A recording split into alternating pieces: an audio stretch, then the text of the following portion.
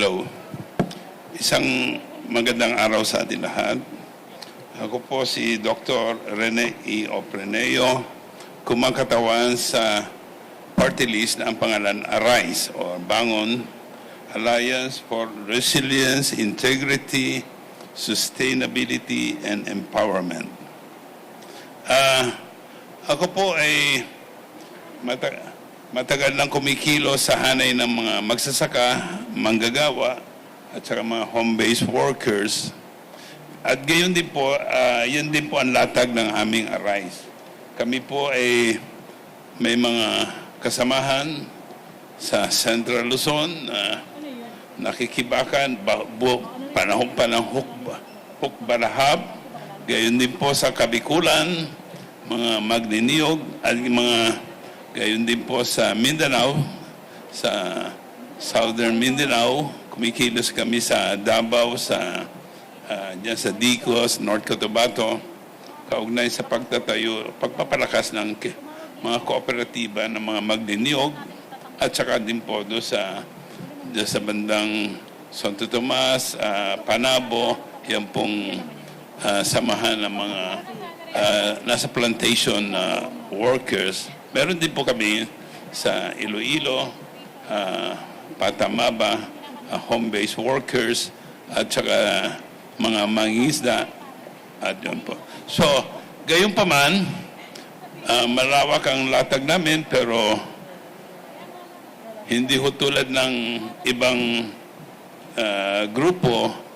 Masasabi kong hindi kami, wala kaming dalang mga bayong na mga pera na pamumudmod sa panahon ng halalan, sapagkat ang layunin po ng ARISE ay hindi sumali sa ayuda economics, at ang gusto namin pag nakaupo ang ARISE ay paglalaban ang isang sistema ng pamamahala na ang lahat ng mga tao ay matatapos na po ng decente at sustainable na trabaho at kabuhayan. Yun po ang tunay na katubusan, hindi yung maasa na lang sa tingi-tinging ayuda.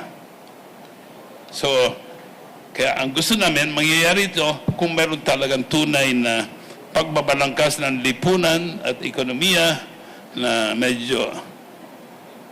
Right now, pwede po, paano mangyayari yun?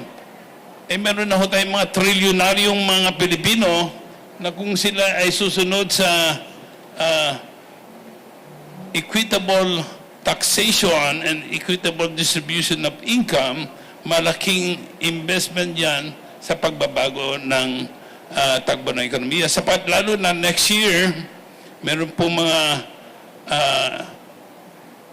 pagbabanta sa ating ekonomiya. Number one, yung pong takbo ng artificial intelligence is mabilis. Pinag-uusapan namin yan sa UP. May projection nga yung isang economist, si Stevie Oikoengkeng, na baka 1 million jobs sa call center BPO mawala. Ano paghahanda natin dyan? And alam nyo naman ang tension sa Middle East. Sorry po, ate. Yes. So you have this OFW mass migration na pabalik. Nariyan po yung climate emergency. Sir? Patong-patong po. Excuse me po, tapos na po yung 2 minutes. Sige po. Okay, any question po? Sir, wala pong question? Pakihawakan na po yung document niya, sir. Sir, sa gitna po. Dito, sir. Yan po, sa gitna. Yan. Tingin po kayo sa camera.